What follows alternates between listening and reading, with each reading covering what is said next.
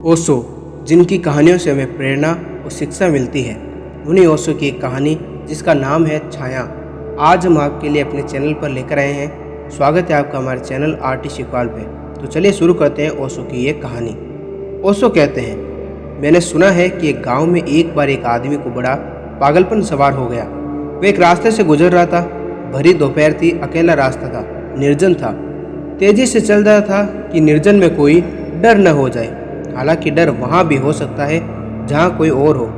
जहाँ कोई भी नहीं, वहाँ डर का क्या उपाय हो सकता है। लेकिन हम वहाँ बहुत डरते हैं जहाँ कोई भी नहीं हो। असल में हम अपने से ही डरते हैं, और जब हम अकेले रह जाते हैं तो बहुत डरने लगते हैं।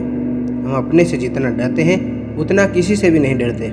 इसलिए कोई साथ हो, कोई भी साथ हो, तो भी हम कम डरते हैं। और बिल्कुल अकेले रह जाएं तो बहुत डरने लगते हैं। वह आदमी अकेला था और डर गया, भागने लगा। और सन्नाटा था, सुनसान था, दोपहर थी, कोई भी नहीं था। जब वह तेजी से भागा तो उसे मालूम पड़ा, और उसे अपने ही पैरों की आवाज़ पीछे से आती हुई मालूम हुई, और वह डरा कि शायद कोई पीछे है। फिर उसने डरे हुए चोरी की आंख से पीछे झांक कर देखा तो एक लंबी छाया उसका पीछा कर रही थी। वह उसकी अपनी ही छाया थी। लेकिन यह देखकर कि कोई लंबी छाया पीछे पड़ी है, वह और तेजी से भागा। फिर वह आदमी कभी नहीं रुक सका मरने के पहले, क्योंकि वह जितनी तेजी से भागा, छाया उतनी ही तेजी से उसके पीछे भागी। फिर वह पागल हो गया।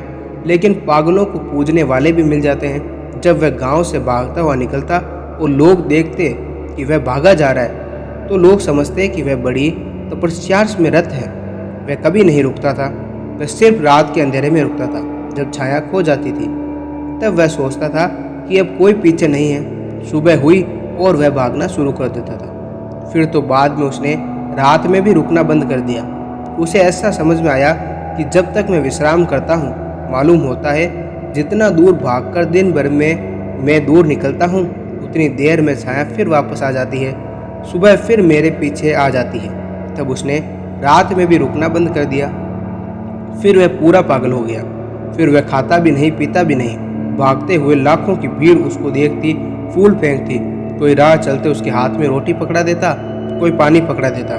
उसकी पूजा बढ़ती चली गई। लाखों लोग उसका आदर करने लगे। लेकिन वह आदमी पागल होता चला गया, और अंततः वह आदमी एक दिन गिरा और मर गया। गांव के लोगों ने जिस गांव में वह मरा, उसकी कब्र बना दी एक वृक्ष के नीचे छाया में। और उस गांव के एक बूढ़े फकीर ने उन्होंने पूछा कि हम इसकी कब्र पर क्या लिखें। तो उस फकीर ने एक लाइन उसकी कब्र पर लिख दी, किसी गांव में किसी जगह वह कब्र अब भी है। हो सकता है कभी आपका उस जगह से निकलना हो तो पढ़ लेना। उस कब्र पर उस फकीर ने लिख दिया कि यहाँ एक ऐसा आदमी सोता है जो जिंदगी भर अपनी छाया से भागता रहा, जिसने जिंदगी भर छाया से भागने में गंवा दी। और उस आदमी को इतना भी पता नहीं था जितना उसकी कब्र को पता है, क्योंकि कब्र छाया में है और भागती नहीं। इसीलिए कब्र की कोई छाया ही नहीं बनती। इसके भीतर जो सोया है उसे इतना भी नहीं पता था जितना इस कब्र को पता है। हम भी भागते हैं। हमें आश्चर्य होगा कि कोई आदमी छाया से भागता था। हम सब भी छायाओं से भागते रहे, और जिससे हम भागते हैं वही हमारे पीछे पड़ जाता है। और जितनी तेज़ी से हम भागते हैं उसकी दौड़ भी उतनी ही तेज होती जाती है, क्योंकि वह हमारी ही छाया है। मृत्यु हमारी ही छाया है, और अगर हम उससे भागते रहें तो हम उसके सामने कभी खड़े होकर पहचान न पाएंगे कि वह क्या है। काश वह आदमी रुक जाता और पीछे लौटकर देख लेता, तो शायद अपने पर हंसता और कहता, कैसा पागल हूँ, अपनी ही छाया से भागता हूँ। ये कहानी ओशो की है।